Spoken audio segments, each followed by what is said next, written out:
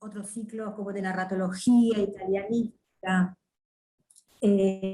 corrección y gramática. Así que bueno, la actividad de nuestra unidad es muy intensa, están invitados a todo lo que se haga, y bueno, dejamos abierto este ciclo que va a ser muy productivo y sobre todo en los tiempos en que estamos viviendo, porque tiene una fuerte conexión con, bueno, la realidad que nos toca, ¿no? En todo sentido. Bueno, lo dejo. Muchas gracias y los dejo en manos de Marcela. Bueno, muchas gracias, Claudia, por estar aquí, por estar siempre presente en todas las actividades que organizamos desde la escuela. Y bueno, quería un poco explicarles brevemente cuál ha sido la idea fundadora de este ciclo y quiénes han ido colaborando e interviniendo en su realización.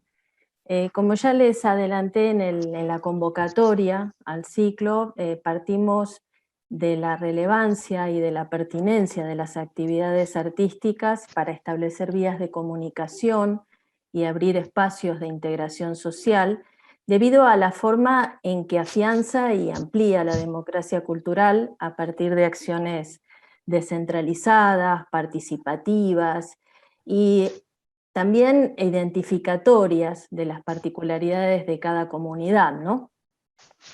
El arte comunitario despliega su fuerza para generar lazos sociales, así también como para ampliar y para transformar los espacios públicos, como bien podrán apreciar en las experiencias que vamos a compartir con ustedes en los diálogos con Cecilia Noriega, con Folco y con Leandro Barrabino de este panel.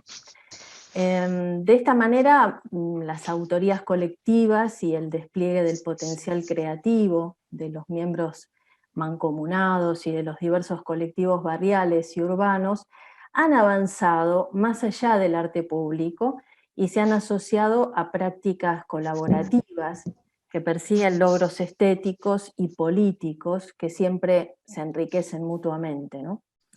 No se trata entonces de impulsar ninguna expresión individual de los artistas, sino de promover acciones que produzcan efectos de sentido duraderos en el campo comunitario, de configurar otros modos de trabajar la sensibilidad y las matrices perceptivas, de promover narrativas identitarias, de afianzar las construcciones colectivas, de reivindicar los sitios específicos y de construir lenguajes a partir de las vivencias comunes. De esta manera, los actos de construcción comunitaria de formas de expresión o de representación o símbolos identitarios revisten no solo un valor estético, sino que cambian las matrices perceptivas, elaboran los conflictos entre los propios habitantes, desarrollan lazos sociales y habilitan experiencias de participación y acción. En estos tiempos pandémicos que requieren aislamientos preventivos, nos vemos entonces obligados a repensar estas cuestiones en la búsqueda de nuevos modos de confrontar no solo la crisis sanitaria y económica, sino también el impacto social y emocional del COVID, ¿no?, en todas nuestras comunidades, apelando una vez más al poder de la resistencia y a la capacidad del arte de establecer redes y lazos de contención social. Entonces, ¿cómo empezó? ¿Cuál es la historia de estos diálogos y de estas alianzas? Bueno, un grupo de profesores de diferentes áreas disciplinares, de filosofía, de letras, de teatro, entre quienes estamos los investigadores del proyecto Escrituras Fronterizas de la Literatura Argentina, del Instituto de Investigación de Filosofía, Letras y Estudios Orientales de aquí de la USAL, comenzamos a interesarnos y a colaborar con las propuestas de arte comunitario que se iban desarrollando en el barrio Itatí de Quilmes, en cuya organización y realización intervino Leandro Barrabino, junto a otros efectores de la Municipalidad de Quilmes, y un grupo de artistas que la verdad pusieron talento, tiempo, esfuerzo para llevar a cabo, ¿no?, estas actividades. De este diálogo surgió la idea de fundar una asociación civil para la integración social y urbana, que está precedida por Leandro, y en la que Alejandra González, quien va a coordinar todo este panel conmigo, es su secretaria y yo la vice. Sabemos que, dadas las circunstancias, el proyecto que emprendimos es bastante ambicioso, pero creemos que también es posible, ¿no?, si trabajamos todos juntos en ello. Tiene la aspiración, vamos a ver cómo nos va, pero tiene la aspiración de desembocar en la fundación de una escuela de artes y oficios comunitarios, con especial énfasis en la intervención de espacios públicos que permita justamente la integración social de los habitantes del barrio de Itatí. Empezamos organizando, apoyando y difundiendo actividades que luego Leandro les va a explicar con más detalle, siempre en diálogo y aprendizaje mutuo con otros emprendimientos semejantes, ¿no? No solo de acá de la Argentina, sino de Latinoamérica y recientemente de Europa. En ese sentido, Leandro participó en el Foro Internacional de Intervenciones Urbanas, que se realizó en Lima, en Perú, en 2019, y el año pasado nos presentamos a la convocatoria abierta por el Consejo Nacional de Investigaciones Científicas y Técnicas, el CONICET, de acá de Argentina, y el Centro Universitario de Baviera para América Latina, BAILAT, de Alemania. El proyecto que presentamos, Culturas de Resiliencia, Enfoques Transatlánticos, es una propuesta conjunta con los colegas del Instituto de Estudios de España, Portugal y América Latina, ISLA, que están dirigidos por el doctor Víctor Ferretti de la Universidad de Augsburgo. Con el subsidio que obtuvimos en esta presentación, pretendemos realizar un intercambio entre el proyecto Cosmópolis de Augsburgo, que luego Beatriz Carbone, que es investigadora del ISLA, nos va a exponer en el encuentro de agosto de este ciclo. Un diálogo entonces entre este Cosmópolis y nuestro proyecto de arte e integración social en Itatí, que van a conocer mejor hoy, ¿no?, entre hoy y la vez que venga. Bueno, no quiero dejar de agradecer la participación y el apoyo de las autoridades y de los docentes de la Maestría en Estéticas Latinoamericanas Contemporáneas de la Universidad Nacional de Avellaneda. Y bueno, no me quiero extender mucho, así que cierro esta brevísima presentación comentándoles que en principio, porque luego aparecen otras cosas, pero en principio los objetivos que perseguíamos con este ciclo es, por una parte, reflexionar sobre las herramientas y estrategias que ofrece el arte para hacer frente al aislamiento propio de la crisis pandémica, y fomentar la integración social un tanto herida, ¿no?, por el distanciamiento obligatorio. También discutir concepciones y prácticas puestas en marcha en diferentes ámbitos sociales y geográficos, compartiendo experiencias concretas desde los diferentes proyectos, ¿no?, que integra cada participante, y explorar ciertas aristas posibles e idear nuevas estrategias para acciones futuras, ¿no?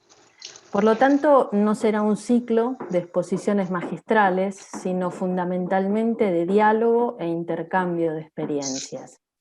Por eso, bueno, empezamos entonces con el primero de esos diálogos entre Alejandra González y Cecilia Noriega, y luego vamos a continuar con Leandro y Folco, y finalmente les adelanto que vamos a dejar un espacio de unos 15 minutos, si podemos, y tal vez más, para preguntas y comentarios con todos los que participan de este encuentro. Así que bueno, Alejandra y Cecilia, cuando quieran. Gracias. Buenas tardes a todos. Tengo el gusto de presentar a Cecilia Noriega, poeta, profesora de letras y magíster en la maestría de Estéticas Contemporáneas Latinoamericanas de la Universidad de Avellaneda. compartido mucho tiempo en ese trayecto, y ella es nuestra primera magíster en esa maestría, y Cecilia es poeta, tiene una enorme cantidad de premios recibidos en función de su labor poética, el premio de la Academia Argentina de Letras, el premio presentación de Nicolás Cócaro, la primera mención en el poema ilustrado de la Fundación del Libro, mención de honor en el certamen Poesía Mística, y muchos otros más que no menciono, pero aquí básicamente, además como poeta, que eso es una condición que no se pierde, la invitamos a Cecilia para que nos comentara, a través de toda su amplísima trayectoria docente, que se inicia en Formosa y que culmina aquí en la Universidad de Avellaneda, para que comentara algunas de este pasaje por los lenguajes de las artes, especialmente lo que tiene que ver con la escritura, con la lectura, ¿no? Con las poéticas de la vida cotidiana, digamos así, de qué modo esto le permitió en su experiencia ampliar esos espacios públicos de comunicación y hacer del discurso realmente un lazo social que permitiera cierta integración en épocas más críticas, como las que estamos viviendo, o en otras más venturosas, ¿no? Pero cuando conversábamos con Cecilia sobre qué podía plantear, decíamos, bueno, hacer un lazo entre esas primeras experiencias, cuando ella todavía era una profesora joven y estaba inaugurando todo esto, y ahora, con ya varios años de conocimiento y de praxis docente, ¿de qué modo seguís viendo, Ceci, esas potencialidades de la escritura y de la lectura para hacer lazo entre nosotros? Dale, bueno, buenas tardes a todos. Antes que nada agradecerle a Alejandra y a Marcela la invitación. ¿Se me escucha bien? Sí, perfectamente. ¿Sí? Bueno, perfecto.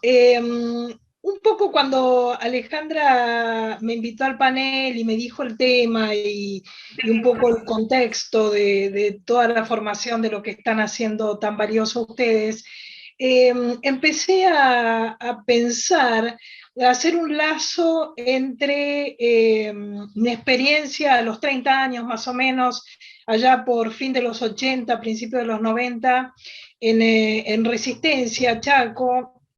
Yo viví 11 años en Resistencia y también en el campo, muy cerquita de Formosa.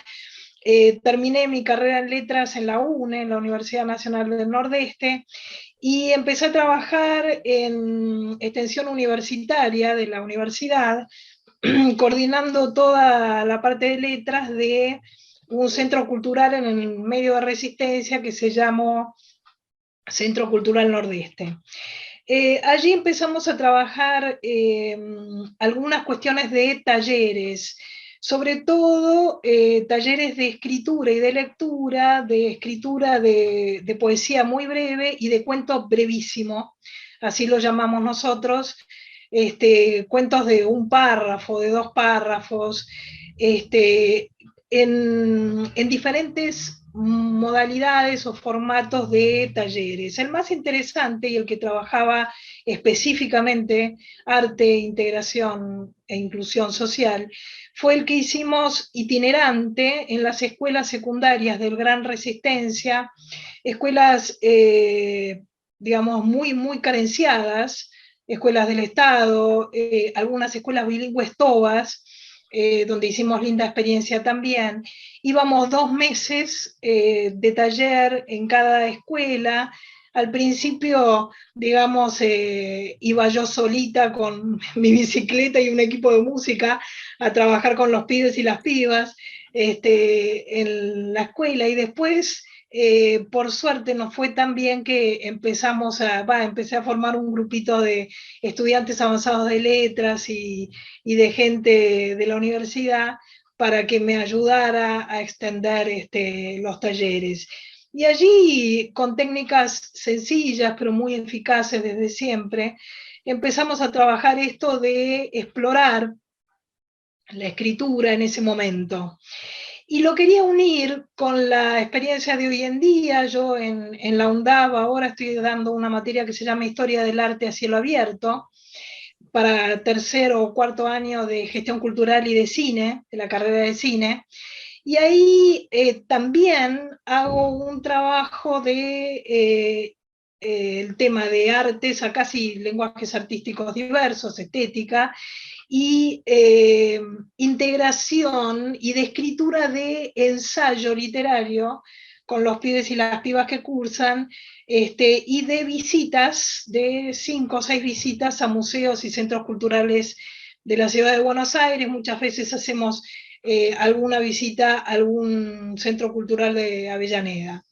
Y lo que, digamos, me di cuenta, pasaron 3 décadas, pasaron 30 años, yo tengo 62 ahora, y me di cuenta que aquello que eso es lo que veníamos charlando con Alejandra, aquello que yo hacía tan intuitivamente en el viaje de mi formación, tanto como de escritora como de docente, lo que fui haciendo fue encontrando aquellos teóricos que me daban como pistas, como un plafón para trabajar esos talleres y esa integración y esa búsqueda de la propia voz.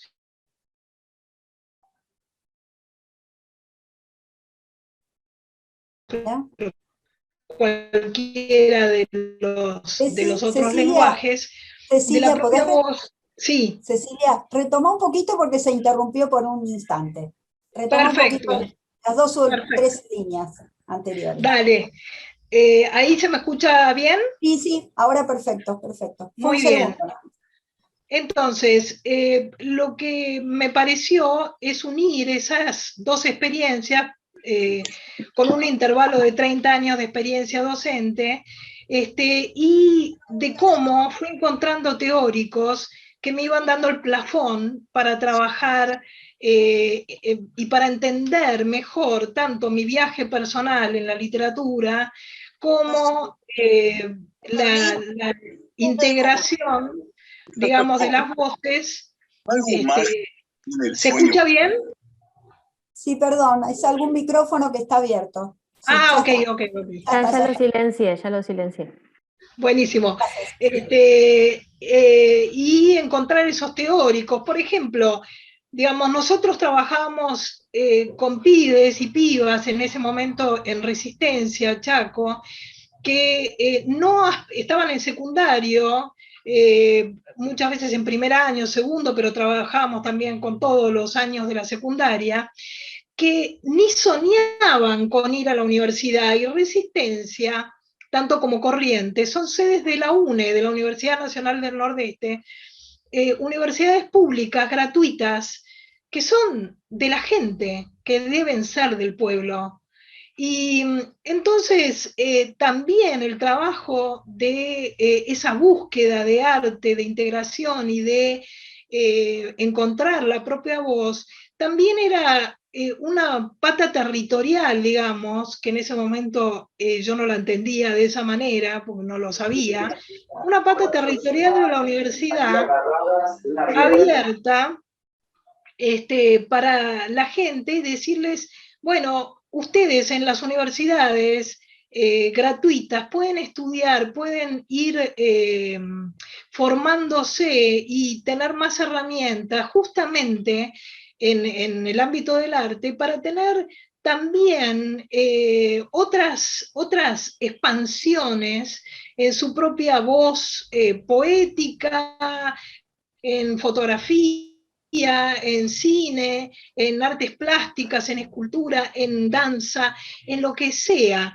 Es decir, que para nosotros era muy importante también que ellos enlazaran, que ese trabajo intuitivo, expresivo, que se volvía despacito como una red comunitaria, también podía estar unida de manera muy efectiva con la universidad, que para ellos era un sueño inalcanzable. Muchas veces no había nadie de sus familias que había ido a la universidad.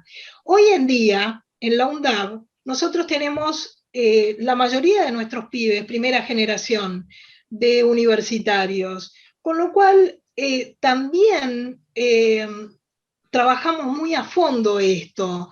Y encontré a lo largo de la vida y en la maestría, eso me dio, la maestría en estéticas de la UNDAB es fantástica, y me dio tantas herramientas hermosas para pensar, Ale. Y entonces ahí yo encontré una ligazón entre el pensamiento de Jacques Rancière, por una parte, tanto con El maestro ignorante como con El reparto de lo sensible, con Paulo Freire, en el sentido de, digamos, enseñar y aprender, que son dos caras de la misma moneda, como leer y escribir, digamos, son procesos complementarios, inversos, digamos, que no existen uno sin el otro. Eh, Enseñar y aprender para la emancipación, para la autonomía. Es decir, para encontrar las propias voces expresivas de uno, el propio gesto político de uno en el arte, enlazado con el resto, porque el trabajo de taller siempre es un trabajo que hace una comunidad, una pequeña comunidad. Entonces, me parecía como muy interesante enlazar las dos cosas, aquello tan intuitivo de tirarle disparadores a los pibes, difundir los grandes escritores y escritoras digamos, que estaban en mi ADN, ir también explorando aquellos escritores y escritoras, tanto del Chaco, de Corrientes, de Formosa, de Misiones, que nosotros los teníamos muy a mano, y teníamos un taller de poesía los sábados, que venían todos los pibes que habíamos conocido en los talleres, más de vez en cuando estos escritores a ser entrevistados, a trabajar con ellos, a tirarles data de cómo trabajar, de cómo explorarse, ¿no es cierto? Y de alguna forma yo hago medio lo mismo en Historia del Arte a Cielo Abierto, porque los pibes y las pibas de esta comunidad de ahora tienen que registrar sus visitas, tienen que hacer una aplicación muy vivencial de los teóricos bien difíciles que vemos en estética, y me doy cuenta que las dos están como las dos experiencias están muy entrelazadas. Se ve que fue lo que a mí me motivó a lo largo de la vida y lo que me sigue motivando para enseñar, ¿no es cierto? Para enseñar y para aprender. Así que en ese sentido, Ale, era que yo quería Sí, como como una primera respuesta, ¿no?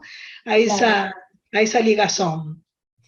A mí me parece tan importante, y esto lo hemos charlado con Cecilia y también con Marcela, con muchos de nosotros, me parece tan importante en estos momentos en que el espacio público está atravesado por los medios de comunicación masivos que bastardean de este modo la palabra, ¿no? Esta especie de habladuría constante, lo digo así un poco a lo heideggeriano, este bla bla constante, atravesado por falsas noticias y por una manipulación de los estados anímicos en tiempos críticos como estos. Me parece que recuperar el valor de la palabra como lazo social, no como ruptura, no como insulto, golpe o maniobra destinada a modelar la posición del otro, sino verdaderamente como un espacio de debate, dialógico.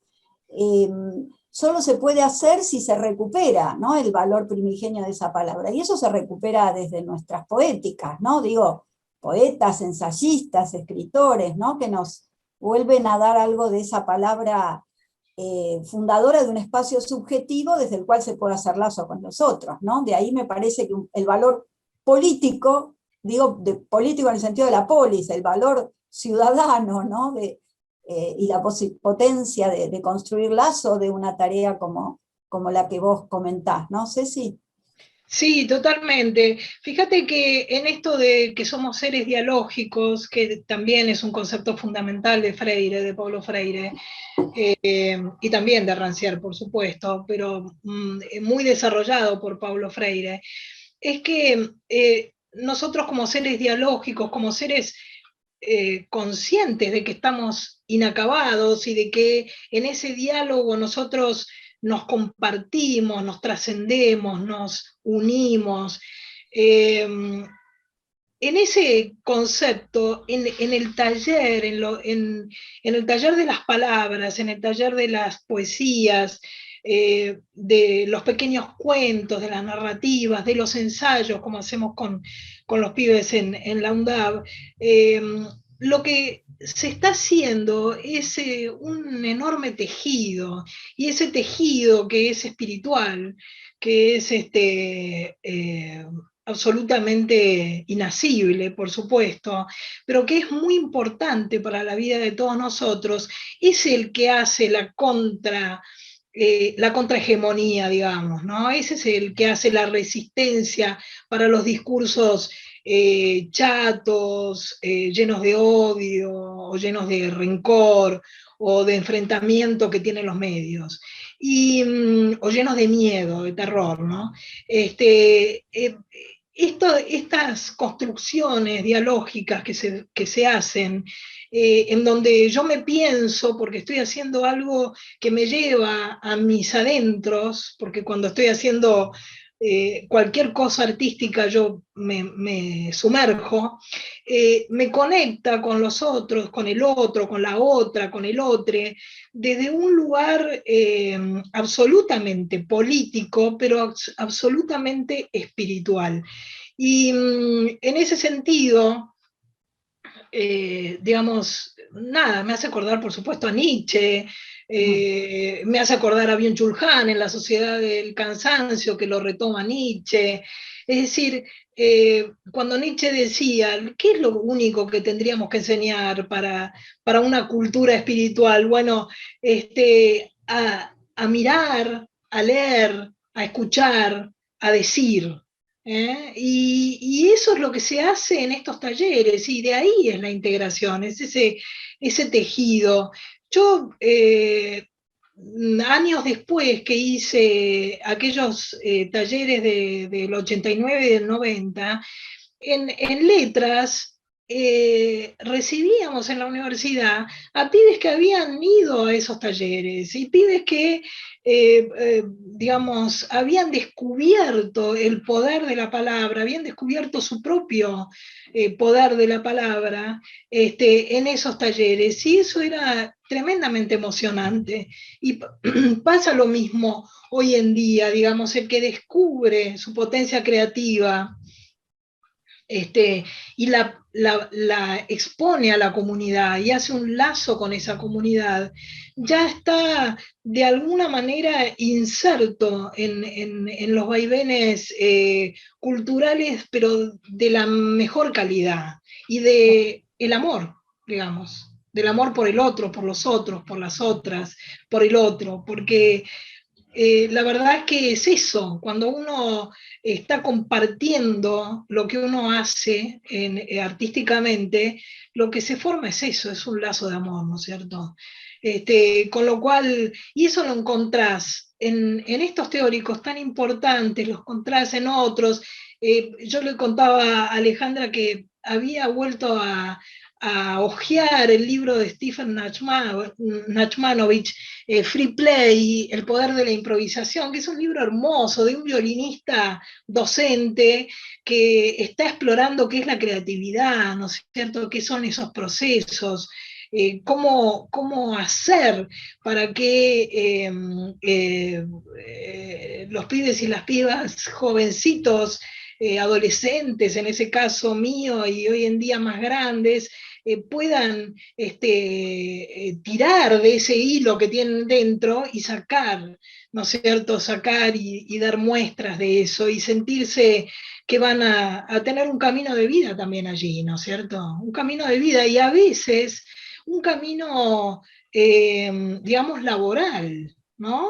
A veces un camino laboral que realmente hoy en día digamos, el pibe, la piba creativo que encuentra que puede sustentarse laboralmente en su comunidad, en su pueblito, en su barrio, con eso que hace, bueno, es una felicidad muy grande, ¿no es cierto? Eso es lo que buscábamos y eso es lo que busco, lo que sigo buscando, ¿no es cierto?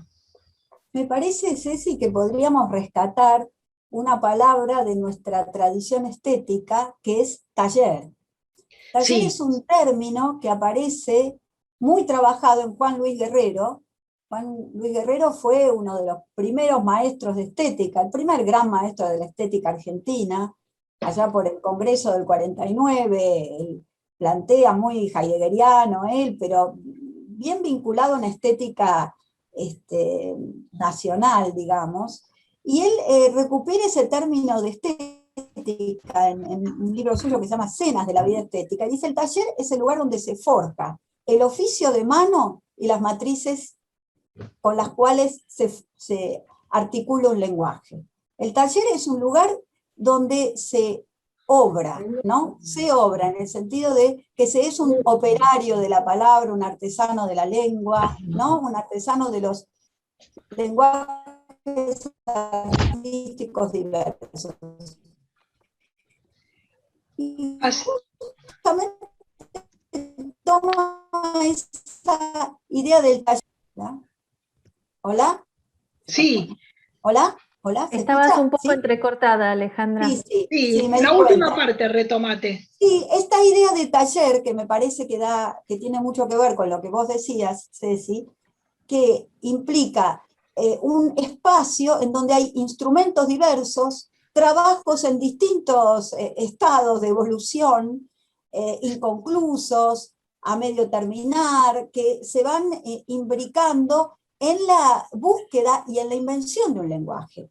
Este punto de un lugar donde se inventa y no donde se aprende algo ya prefijado, y que tiene que ver con los oficios de mano y con los lenguajes de las artes, me parece que se conjunta en esta idea de taller, ¿verdad?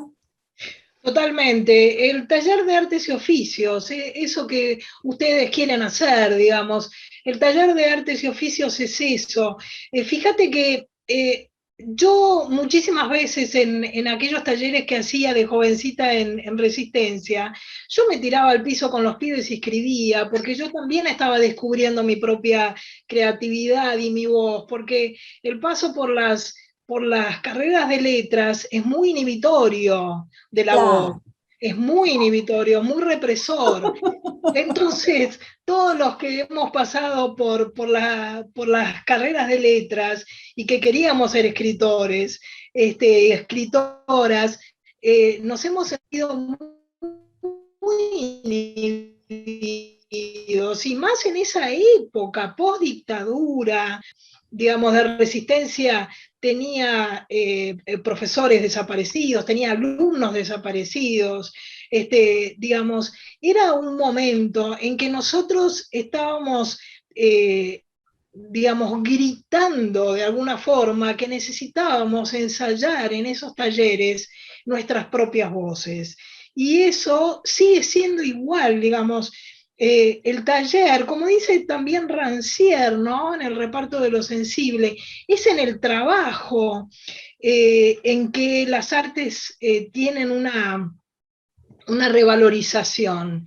De alguna manera me hizo acordar cuando estaba pensando en esa idea de Rancière, de que es el artista trabajador, el artista obrero, me hizo pensar en Neruda, en Pablo Neruda cuando dio en 1971, cuando gana el Nobel, él da un discurso muy lindo donde dice que los poetas son los panaderos, son iguales que los panaderos, que el poeta que a conciencia, el poeta, el escritor, el artista que a conciencia está haciendo su trabajo en su taller o en el taller que está compartiendo con los otros, está haciendo el pan de cada día, ¿no es Claro. cierto? El pan de cada día.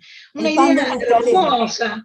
hermosa, que por supuesto Neruda la dice hermosamente, bellamente, pero es eso, ¿no es cierto? Y el reparto de lo sensible es eso, que las academias, los grandes museos, que tienen absoluta importancia en las comunidades también, pero que digamos que se diluyan de alguna manera, se expandan en los centros culturales de barrio, digamos, en las escuelas, en los talleres de oficios, en las escuelas, es allí que se expandan, ¿no?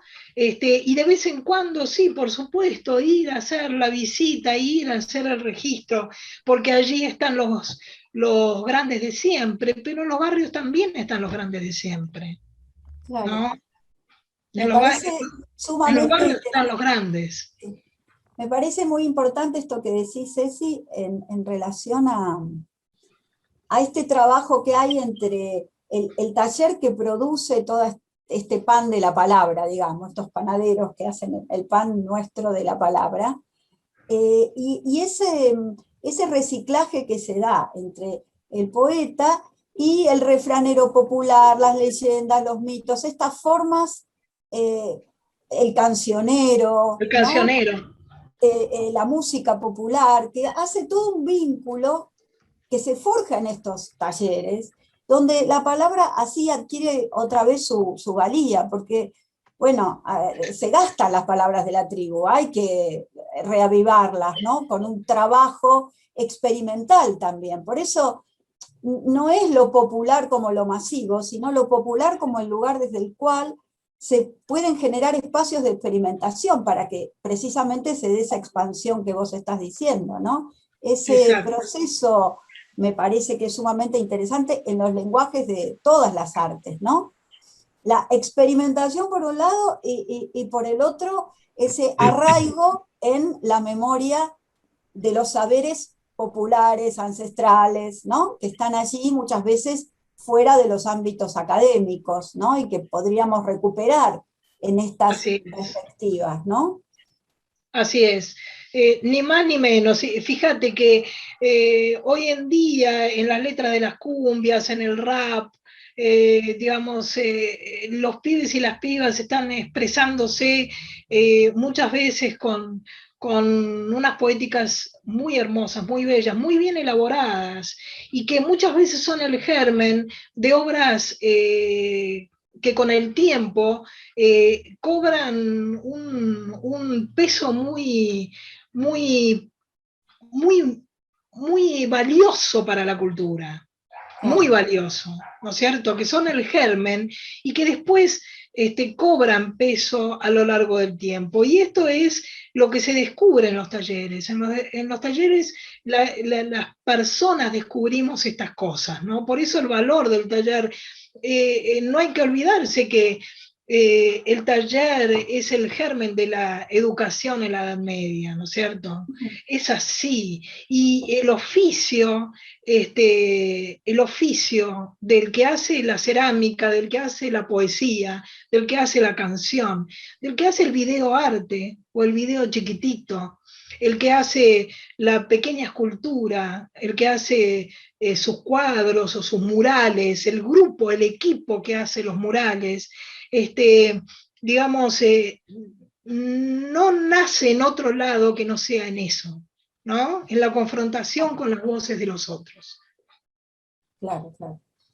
Me parece, Ceci, que esta experiencia que vos estás contando, pensaba que la filosofía surgió cuando Platón quema sus poemas, ¿no? Cuando expulsa a la poesía de la ciudad.